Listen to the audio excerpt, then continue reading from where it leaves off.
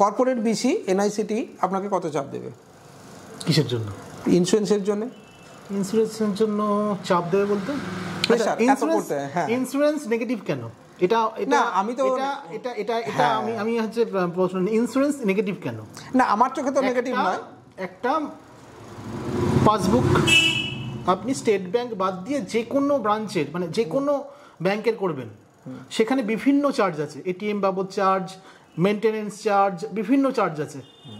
আপনি ধরে নিন বছরে 500 টাকা সেই চার্জ অ্যাকাউন্ট রাখার, তাহলে সেই অ্যাকাউন্টটা রেখে একটা মানুষের কী কী উপকার পাচ্ছে? আপনি যে কোনোভাবে মৃত্যুতে 2 লক্ষ টাকা পাচ্ছেন, অ্যাক্সিডেন্টালি মৃত্যুতে 4 লক্ষ টাকা পাচ্ছেন, মানে 2 লক্ষ টাকা পিএমজেজেবিওয়াই আর পিএমএসবিওয়াই এর জন্য 2 লক্ষ টাকা, তাহলে 4 লক্ষ টাকা, 500 টাকা বছরে কাটা যাচ্ছে, তার জন্য 4 লক্ষ টাকা আপনার ক্ষতিপূরণ দিচ্ছে। তাহলে নেগেটিভ কেন? একটা গরিব মানুষ 500 টাকায় আজকের দিনে কোনো ইন্স্যুরেন্স দিতে পারবেন না, যেটা 4 লক্ষ টাকা পর্যন্ত আপনি মানে আমার বা আপনার মৃত্যুতে 4 লক্ষ টাকা দেবে?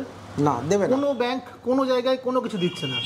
কিন্তু প্রধানমন্ত্রীর এই সুরক্ষা বীমা যোজনাতে যে 500 টাকার ইন্স্যুরেন্সটা দেওয়া হচ্ছে, সেটা প্রত্যেক মানুষের ভালো হচ্ছে, এবং ভালো করে বোঝান, প্রেশার নয়। একটা মানুষকে যদি আপনি বোঝাতে পারেন, তিনি সাগ্রহে আপনার কাছে করবে, মানে তিনি করতেই আসবে।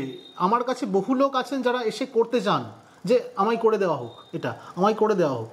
আমি এ মাসে এখনো পর্যন্ত মানে 100টার উপরে ইন্স্যুরেন্স করেছি, তা কাউকে প্রেশার দিয়ে নয়, কাউকে কিছু দিয়ে নয়।